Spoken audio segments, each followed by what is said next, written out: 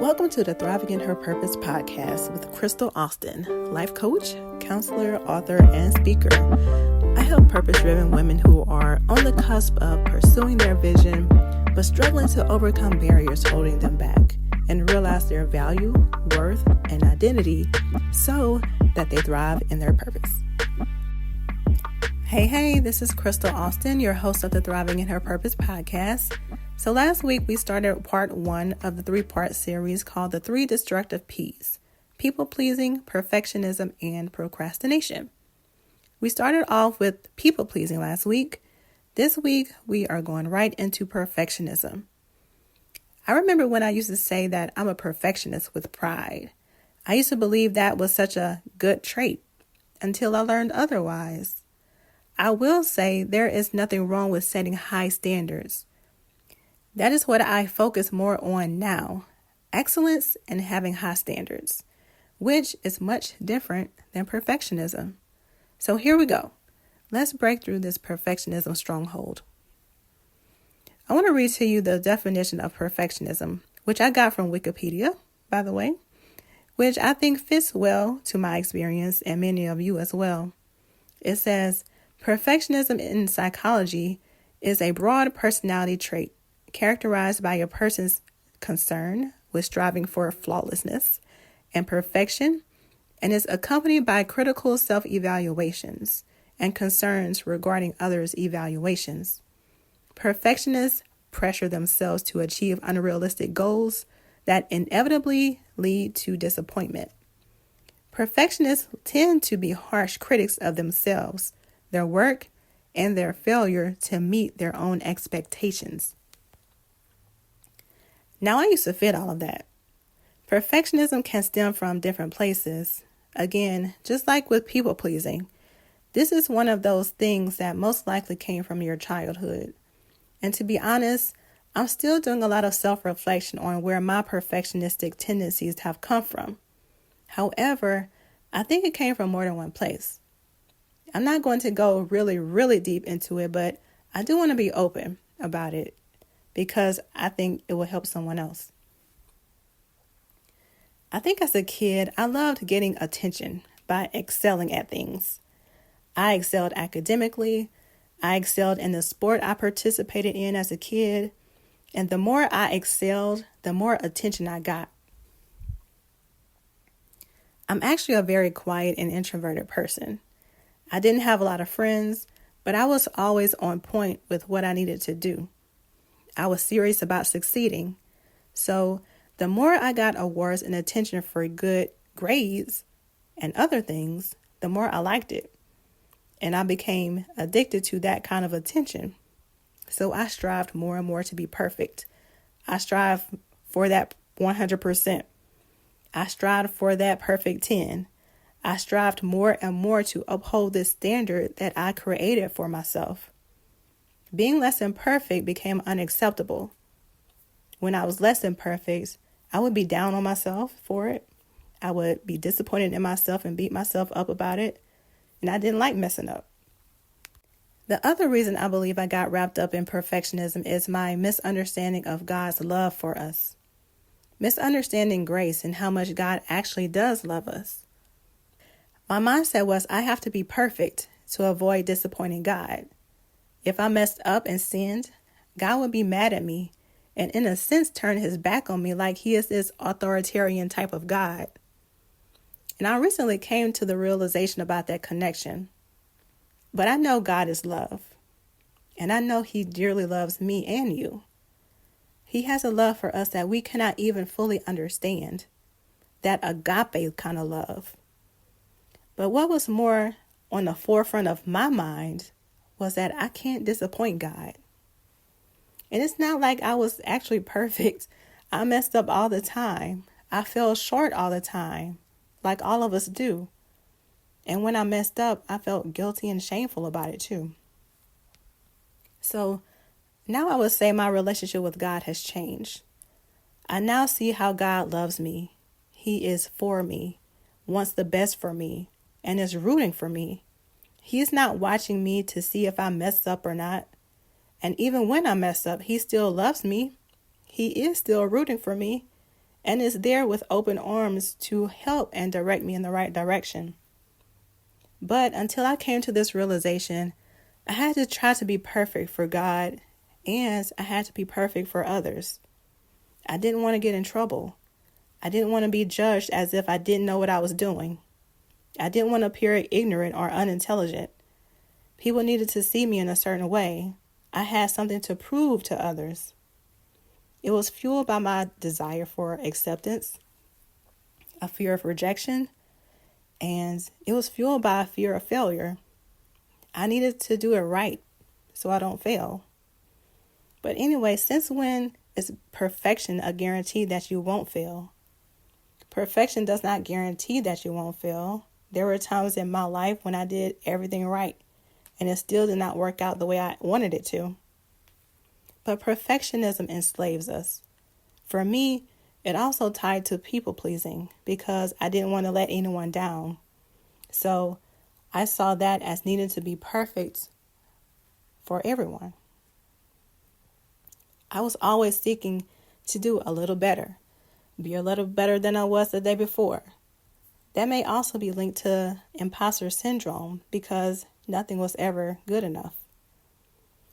Perfectionism is either fear-based or fuels our obsessive fixation of the perfect, or it paralyzes us from doing anything at all.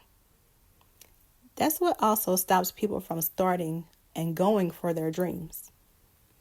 Are you hard on yourself when it doesn't come out perfectly? When you don't make that 100% A? Or hard on yourself when you mess up on a speech? When you are not perfect, you feel like you're not good enough? See yourself as not so smart? See yourself as not as intelligent as you make yourself to be or try to be? Trying to prove something to others that you're a certain thing. Now, do you see why perfectionism is so detrimental? No one is perfect except Jesus, and we have to remember that. And God used imperfect people to do some miraculous things too.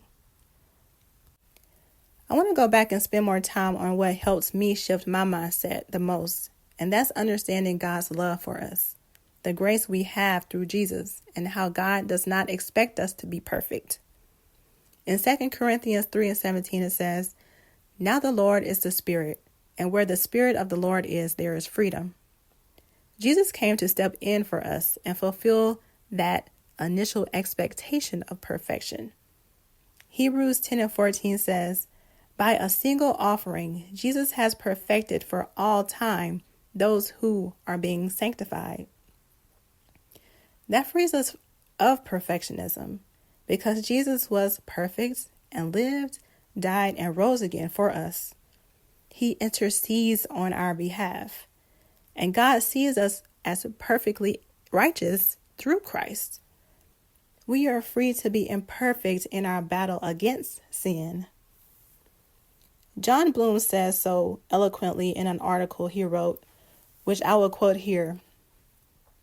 It says, "God is calling us to the wonderfully refreshing experience of getting our eyes off ourselves and how we're measuring up and onto Jesus. He wants us to stop pursuing or being paralyzed by perfectionism, so we are free to pursue love and pursue trusting Him with all our hearts. And if perfectionism has an inordinate influence on us, God will mercifully design circumstances to defeat our best efforts to fight sin successfully until we learn where our freedom really comes from." End quote. In Christ, you are free, so you can lay aside the weight of perfection. He wants us to depend on Him through faith and live our lives with authentic love for Him, for others, and for ourselves.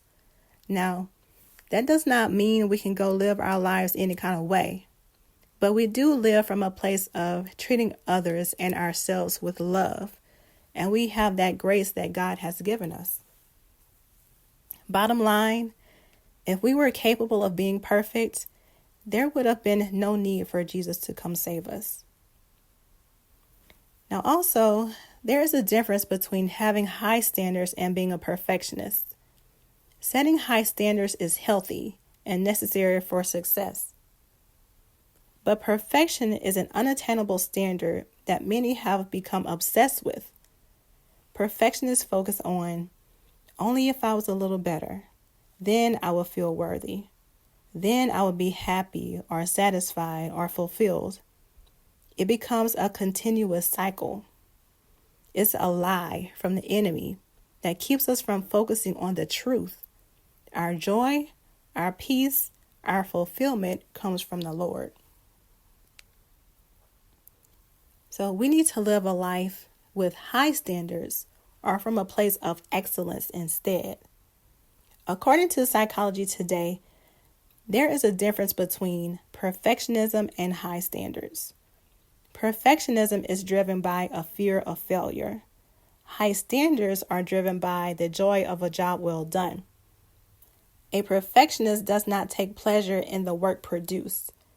They focus on the mistakes made in their efforts.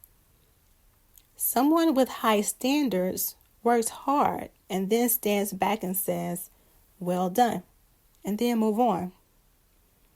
A perfectionist is not satisfied with the work of others either. If they're going to be associated with it, it needs to be perfect. They would rather take on everyone's work rather than be part of something that's less than perfect. A person with high standards helps others to rise up and work together with them to improve, but ultimately recognizes that sometimes really good is enough. Lastly, being the counselor and the life coach I am, I do want to leave you with a few other tools to help you overcome perfectionism. Journal about your perfectionistic thoughts. While journaling, list possible alternative thoughts. Weigh the advantages and the disadvantages of the original and the alternative thoughts. And choose a more realistic and helpful view of yourself or the situation. Also, focus on the positive. Focus on what's right instead of what's wrong. If you notice something you do not like about yourself or the work you did, look for 5 other qualities that you do like. Also, alter your self-talk. We know that death and life are in the power of the tongue, right?